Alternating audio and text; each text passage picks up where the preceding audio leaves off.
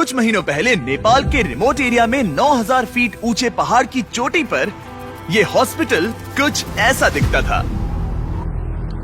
इतनी दूर रहने की वजह से इस कम्युनिटी में बिजली नहीं है, मतलब स्थानीय डॉक्टर्स अच्छे मेडिकल इक्विपमेंट तक नहीं पहुंच पाते और अक्सर उन्हें सिर्फ टॉर्च और बहुत ही बेसिक टूल्स का इस्तेमाल करके अंधेरे में सर्जरीज और कॉम्प्लेक्स मेडिकल प्रोसीजर्स परफॉर्म करनी पड़ती हैं। बेहतर देखभाल की जरूरत पड़ने पर एक बेहतर मेडिकल फैसिलिटी तक पहुंचने में घंटों लग सकते हैं।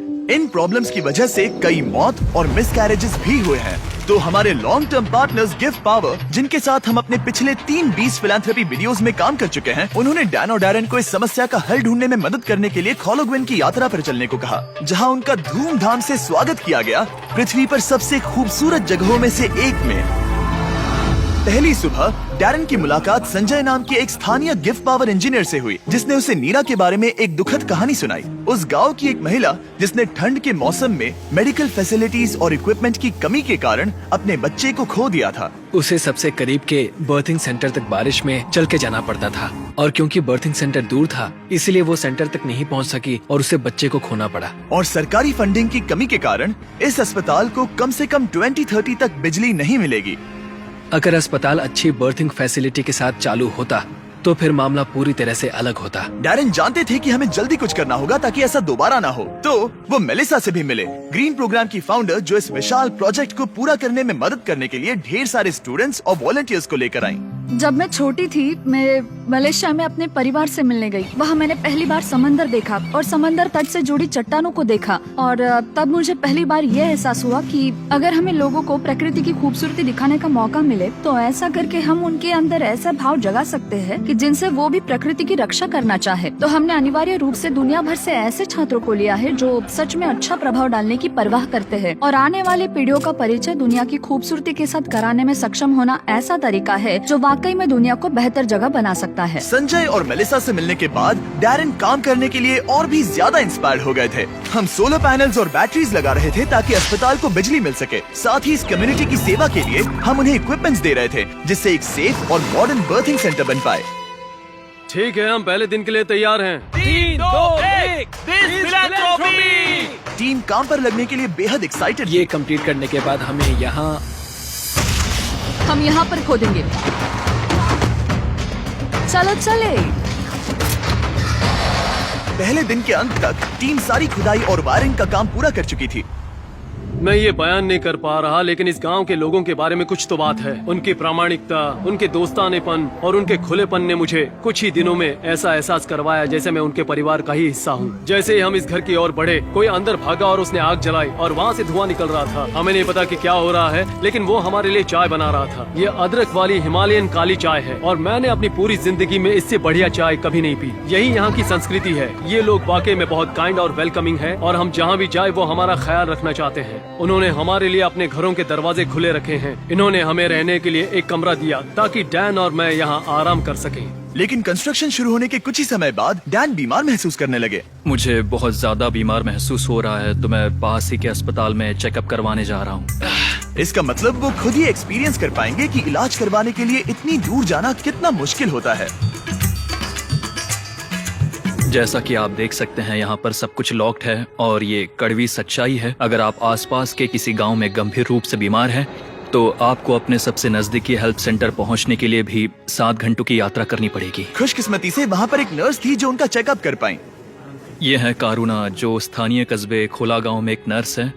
ये मेरी चेकअप करने आई है। लेकिन क्योंकि बिजली नहीं है, इसीलिए वो सिर्फ बेसिक चेकअप ही कर पाई। वो इस नतीजे पर पहुंची कि डैन की तकलीफ है गाटी। हाँ, मुझे गाटी हुआ है, जो एक दुर्लभ नेपाली बीमारी है। दरअसल ये मामूली सर्दी जुकाम है। लेकिन इतने बड़े कम्युनिटी के लिए अक्सर इससे भी ज्यादा सीरियस केसेस होते हैं, जिनके लिए इमीडिएट और कॉम्प्रिहेंसिव ट्रीटमेंट की जरूरत होती है, जो कि अवेलेबल नहीं है। इस प्रोजेक्ट पर सब कुछ निर्भर था। टीम पहले से ही दबाव महसूस कर रही थी, इसलिए जब तक डैन आराम करता, टीम ने काम जारी रखा।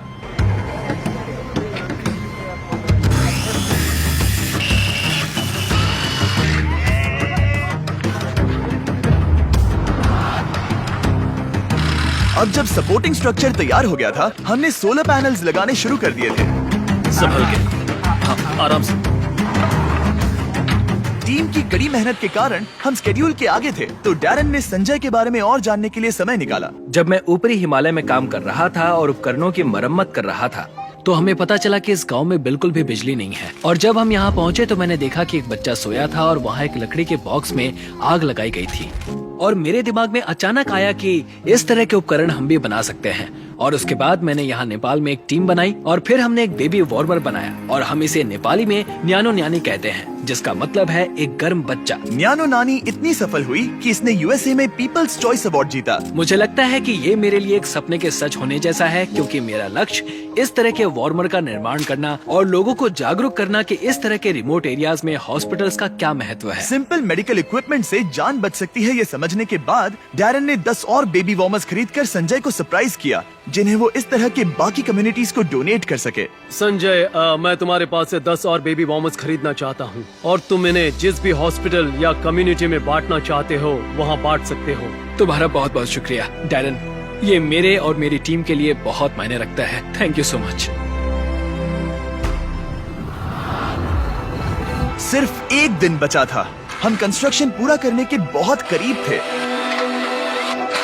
और पूरी टीम आखिरी सोलर पैनल पर साइन करने के लिए एक साथ आई।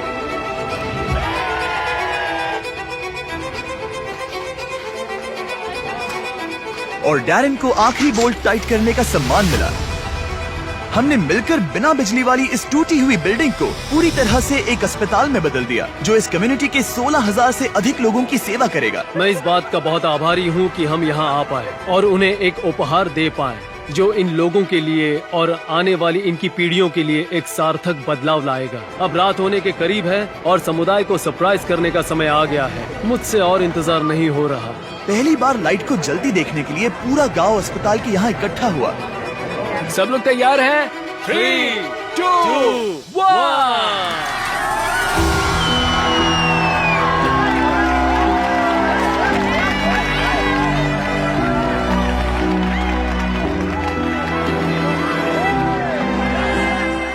किसी कम्युनिटी में पहली बार रोशनी जलते देखना एक बहुत ही खूबसूरत एहसास है, और इससे इस समुदाय के साथ शेयर करने में मुझे बहुत अच्छा लगा। अगली सुबह संजय ने नीरा को वापस अस्पताल बुलाया ताकि वो उसे अपने बेबी वार्मर्स के साथ सभी नए इक्विपमेंट्स भी दिखा सके।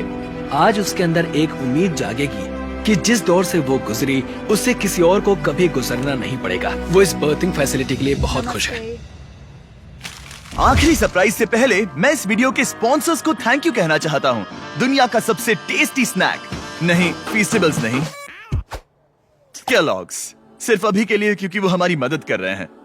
आज से 31 जून 2024 तक केलॉग्स माइनक्राफ्ट के साथ मिलकर आपको इस तरह के exclusive character creator items free में दे रहे हैं, जैसे कि एक कैमल हैट, एक एक्सोलॉटल हैट और एक cherry blossom dress. In game इस्तेमाल करने के लिए केलॉग्स सीरियल के स्पेशली मार्क्ड बॉक्सेस को खरीदने पर, जैसे कि ये Kellogg's Froot Loops, Frosted Flakes, Apple Jacks और कॉर्न पॉप्स।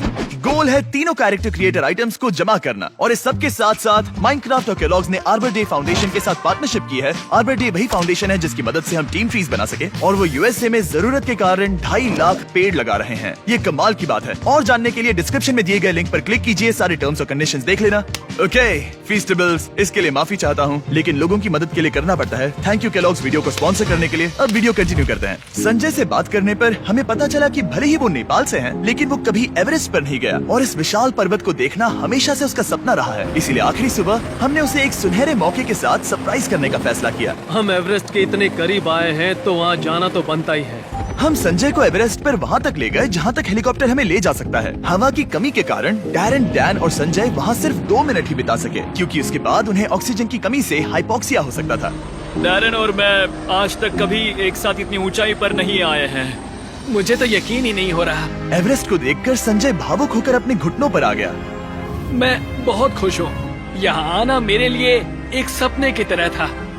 और एक बार फिर से मैं हमारे पार्टनर्स गिव पावर और ग्रीन प्रोग्राम को ये सब के लिए शुक्रिया करना चाहूंगा। ऑब्वियसली ये प्रोजेक्ट बनाने में बहुत मेहनत लगी, तो अगर आपको इसके बारे में और जानना है तो डैन ने इसका बिहाइंड द सीन्स वीडियो बनाया है, जिसका लिंक डिस्क्रिप्शन में मिल जाएगा। 20 फिलैंथ्रोपी शूट्स पर पर्दे के पीछे ये सब होता है। मजे करो। इसे ऐसे क्लैप करो, समझे? मैंने देखा है कि आप वीडियो खत्म होने से पहले ही चले जाते हो, तो इस बार बैकग्राउंड में कैट वीडियो चलेगा। ताकि मैं बोलता रहूं और आप बस सुनते रहे। इस वीडियो से आने वाला एड रेवेन्यू और जनरल रेवेन्यू दोनों का 100% बीस फिलैंथ्रोपी को जाता है। तो इस वीडियो को देखने से ही आप लोगों की मदद कर रहे हैं। प्लीज जाकर और वीडियोस देखो और अभी के अभी सब्सक्राइब करो, या तुम्हें लोगों की मदद नहीं करनी।